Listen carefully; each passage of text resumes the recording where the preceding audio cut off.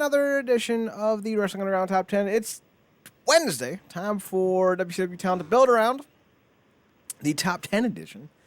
I'm your host, as always, Chad Porto. And joining me is Marcus Green. Marcus, how are you?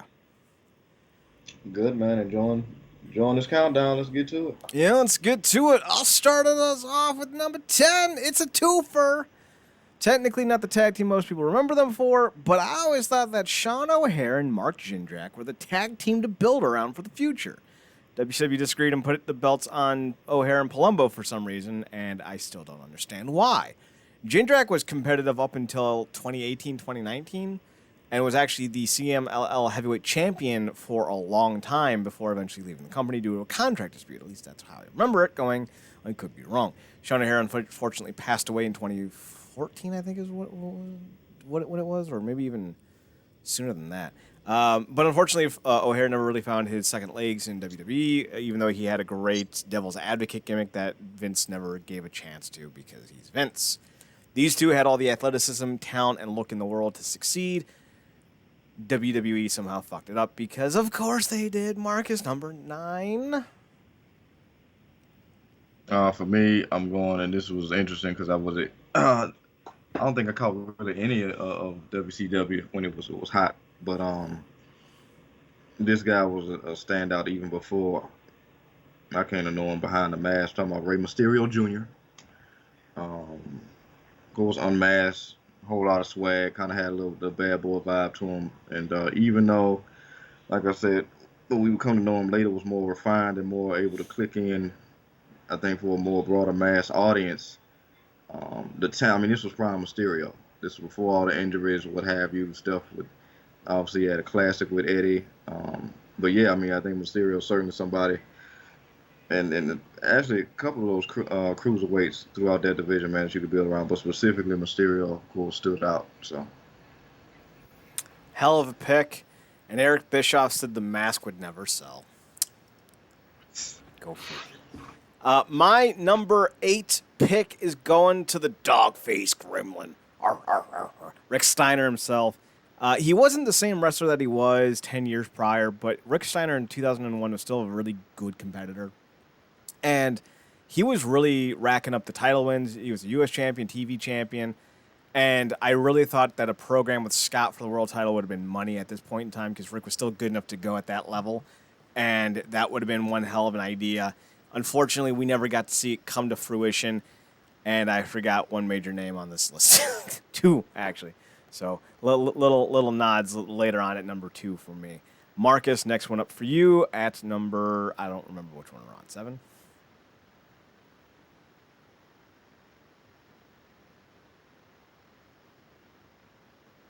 Momentarily lost Marcus. sorry about that. Yeah, going to another cruiserweight for me. Like Mysterio stood out, and it's funny. Like I almost bumped him off the list because going back through the footage, watching his finisher, I cringed because it was amazing to me that he didn't injure more people. But he was a cruiserweight going at top stars like Hogan, Sting, and what have you. And he had a certain look about himself, even though it would be considered like bum swag now. Uh, and he was accompanied by, damn, she still looked practically the same, but freaking Tori Wilson in her for her prime. I'm talking about Billy Kidman, you lucky SOB. Yeah, I got to go with Kidman, and like I said, I almost got points off because like you really realize how crappy that shooting star was. Like he landed on a lot of people's face with that thing, and it was just what it was. But yeah, he was a guy that was cruiserweight, was stepping up with some big hitters. He really was kind of going back and forth at the time. So, and I think he even joined. Was it? It's not the Brood, but it was faction with I think Vampiro at the time or some of those guys. So he was part of the Raven's flock, not with Vampiro, but with Raven. Yeah. Okay. Yeah. And then the Filthy Animals. Yeah. So he had some momentum, and of course, who it's kind of hard not to get over with Tori Wilson coming out in a bikini top and a short skirt. So. What about her? Oh, moving on. Speaking of Tori Wilson, I'm going with her other paramour at number 5, I think. I don't know what number I'm on. Shane Douglas. He had a great little feud with Billy Kidman. And just a little caveat. We all thought that Shooting Star Press looked awesome in 1999. We know better. Now we do. Shane Douglas, though, was a hell of a hand, and he was amazing on the mic. Unfortunately, injuries kind of hampered him in 1999 and 2000-ish, and his brief title reigns as a tag champion, U.S. champion, never really gained momentum, but he easily could have been a world champion had the company had another year of time. And he was still pretty good in the ring, you know, considering he was never that great to begin with, but he was still very good. So, you know, all things considered, Shane-O could have been a lot bigger. Marcus, what's your next one up? I mean, this guy was as hot as you could be at a time, at an age where he probably should have almost been in retirement. But success comes at you when it does. I'm going with it's it's DDP. We all know his kind of rise in WCW. Like I said, at this point, he had reached a high point, man, and at a time when, like I said, you would think it would be the opposite, but he caught fire, and he had the personality, he had the whole bang, and then he had, of course, one of the most, like at the time, captivating finishers. That could hit you out of nowhere. It's the first version out of nowhere with that particular move, and you gotta love it, man. DDP. He was never hotter because afterwards he definitely was not peak anything because of the way he had to go. So.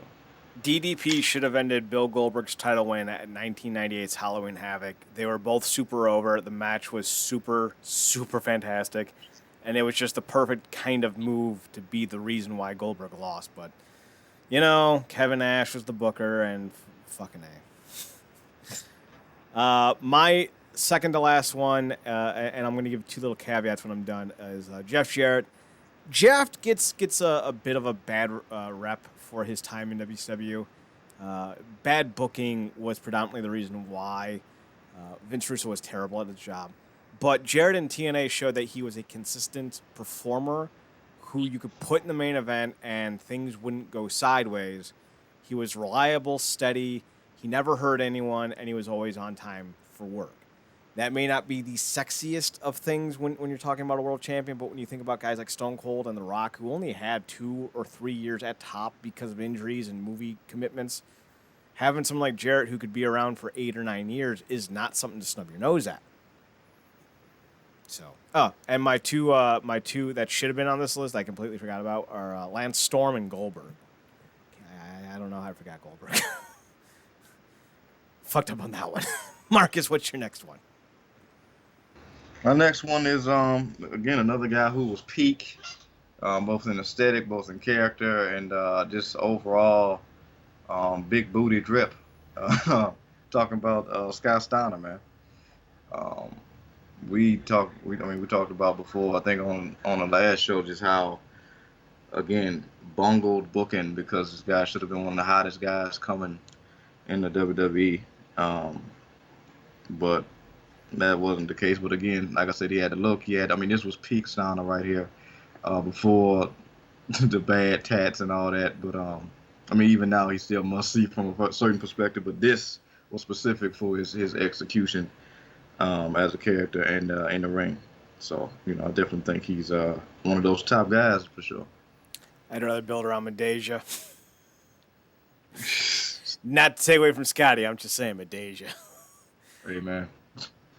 My last one is going to be obvious. I'm surprised our last ones weren't flipped, but mine's going to be Booker T.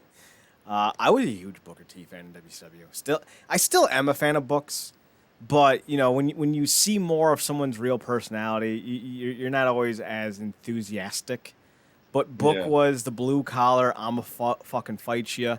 Like, don't even worry about it. I'm a kick you in the face. And I was like, yeah, I like that. Kick him in the face. Kick him in the face again.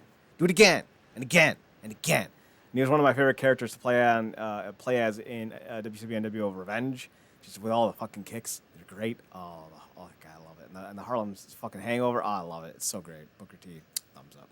It is hilarious. I'm thinking about it now. Like, yeah, but on another day or a year or something, I picture Wally would be flipped.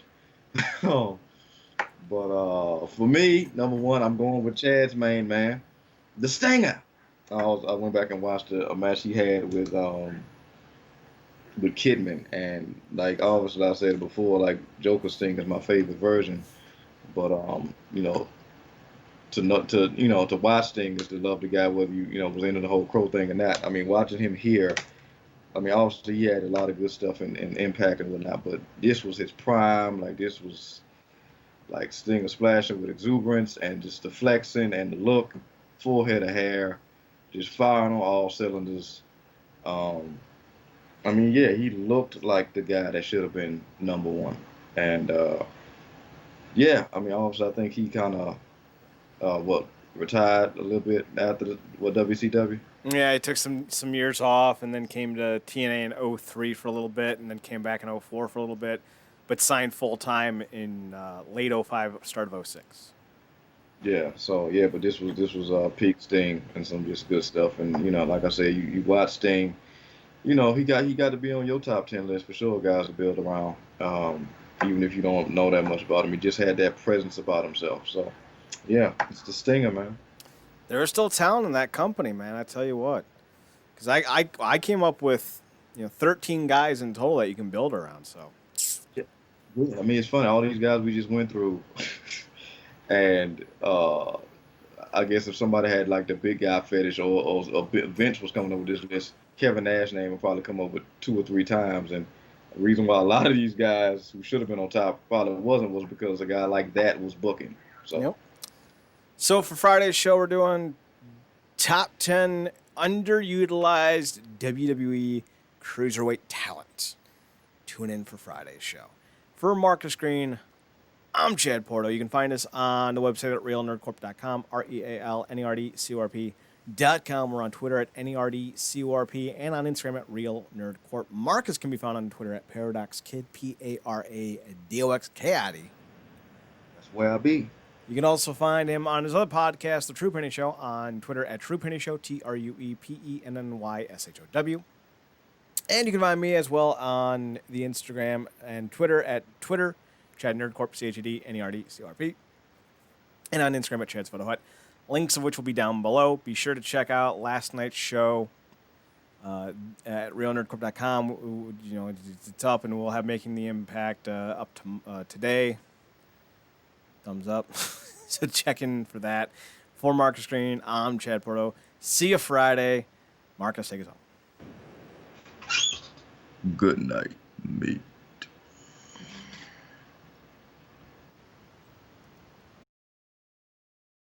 All right.